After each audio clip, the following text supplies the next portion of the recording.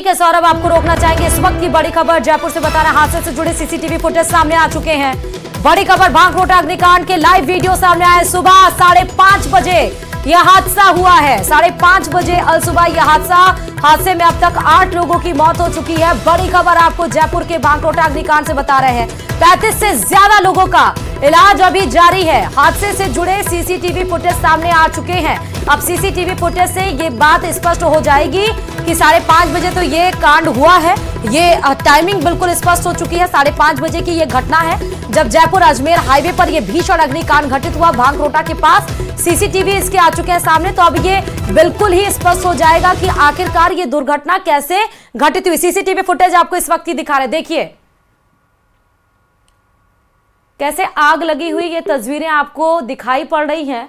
ये CCTV footage जो निकलकर सामने आए, क्योंकि जैसे आग लगी उसके बाद धुएं का गुब्बारा इतनी तेज वहां पर उठा कि तस्वीरों में भी धुएं, ये देखिए पहले तो बिल्कुल साफ होती हैं तस्वीरें, उसके बाद अचानक से ब्लास्ट होता है और आग की लपटें आसमान तक छूती हुई नजर आती हैं। एक जो मकान आपको दिखता है, अब ये किसी चीज का मकान होगा या वहां पर जो भी चीज स्थित है उसके आसपास ही ये अग्निकांड घटित होती है। और उसके बाद से अचानक से ब्लास्ट के बाद पूरे जो सीसीटीवी कैमरा वहां तक भी आग पहुंच जाता है और तस्वीरें धुंधली हो जाती हैं। ये धुएं की वजह से तस्वीरें धुंधली हो गई हो, क्योंकि पहले तो तस्वीरें बिल्कुल साफ होती है और चंद सेकंड में ये आग वहां पर फैल जाती है।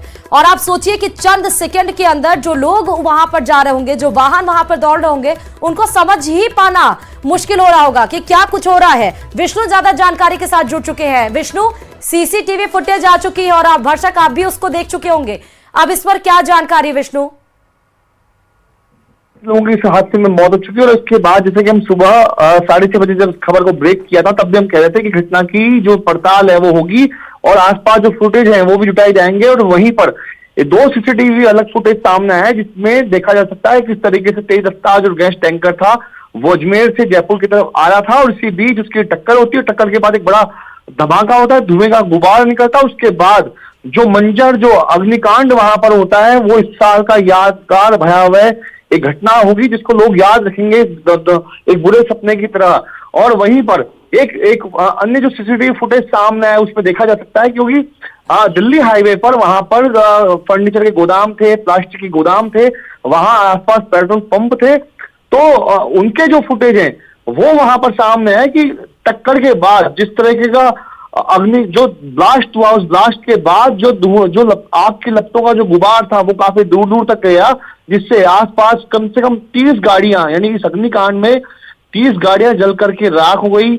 उनमें एक डबल डेकर बस है, 19 ट्रक है, 2 व्हीलर गाड़ियां हैं, कारें हैं, कई सारी गाड़ियां हैं और उसी में 40 से ज्यादा लोग झुलस करके बुरी तरह से जख्मी हो गए। 8 लोगों की उनकी जान जा चुकी है। अभी भी 10 से ज्यादा लोग गंभीर रूप से घायल हैं, झुलसे हुई हालत में, जिनकी भी मतलब जान बचाने का जो पूरा प्रयास है वो डॉक्टर कर रहे हैं।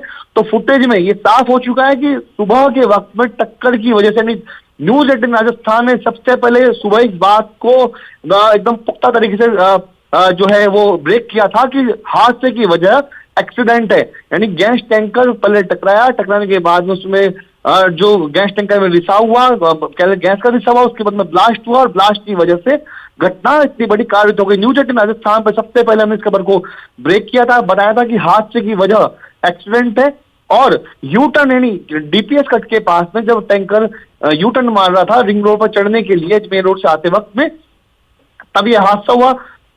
क्लेवर रिलीफ की जो बात है वो भी है न्यूज 18 राजस्थान उठाई कि अगर वहां पर ये समय रहते बन जाता है, आने वाले वक्त में और बनता है तो यह हादसा संभव होता नहीं होता, या फिर भविष्य में इस तरह के हादसों को होने से रोका जा सकता है।